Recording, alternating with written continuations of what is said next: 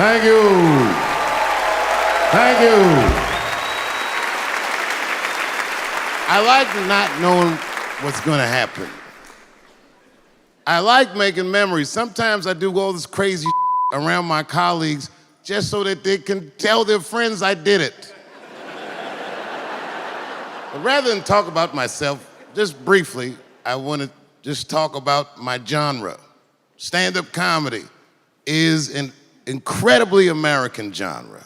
I don't think any other country could produce this many comedians. And unbeknownst to many people in this audience, I don't think there's opinion that it exists in this country that is not represented in a comedy club by somebody. Each and every one of you has a champion in the room. We watch you guys fight, but when we're together, we talk it out.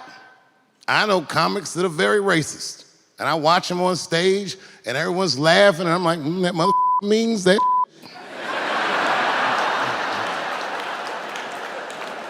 Don't get mad at them, don't hate them. We go upstairs and have a beer, and sometimes I even appreciate the artistry that they paint their racist opinions with. Man, it's not that serious. The First Amendment is first for a reason. The Second Amendment is just in case the first one doesn't work out. We gotta let some air out of the ball, man. The country's getting a little tight. It doesn't feel like it's ever felt in my lifetime.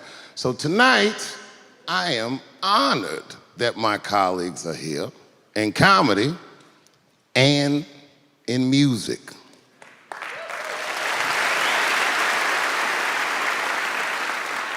And I want everyone in America right now to look at me.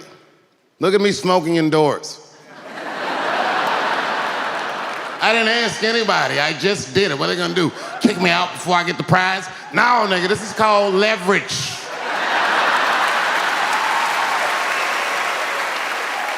The thing that I liked best about tonight was that I saw so many people from different parts of my life, like friends that I grew up with here in DC, friends of mine from Ohio then and now, friends of mine from comedy clubs, all the musicians that blew my mind. You guys have no idea how you inspired me. I want to give a special shout out to my OG, Tony Woods. Miles Davis has a quote.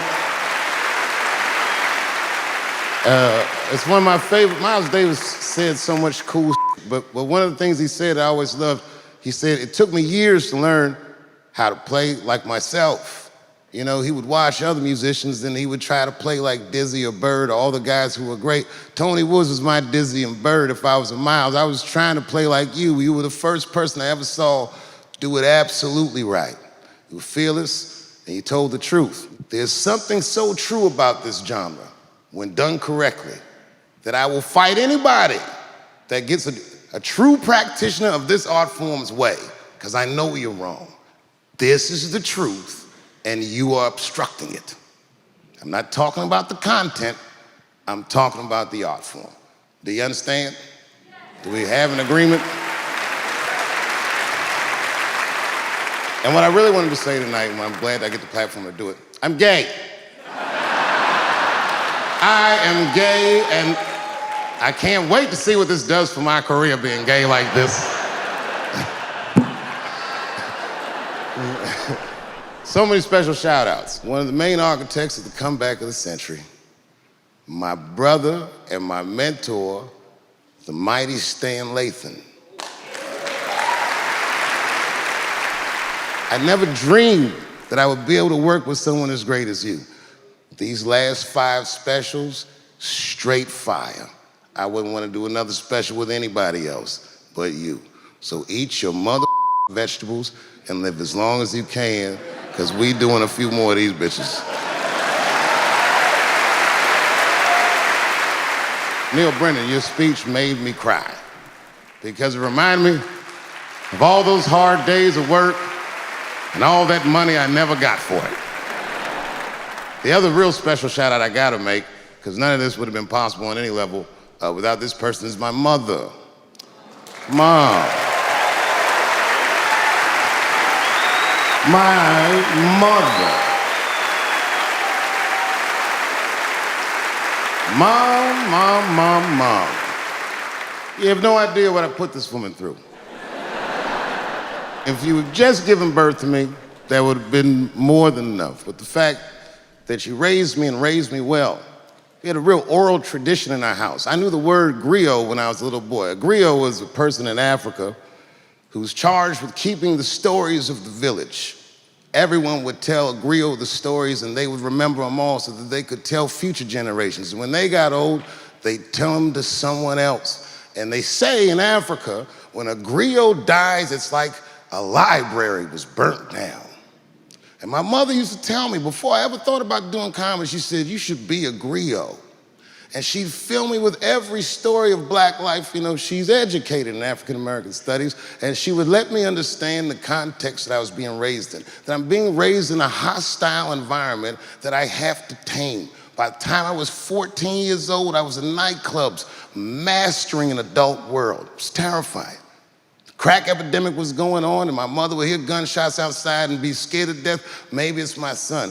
But early in my career, if you remember, Mom, you used to sit in the club with me. She'd do a full day of work. You'd be back there falling asleep, just waiting for me to go on. She would watch my show every night. Do you know how long that car ride is home?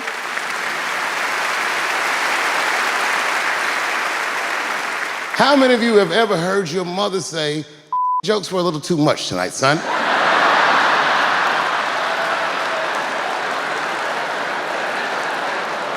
I was a soft kid.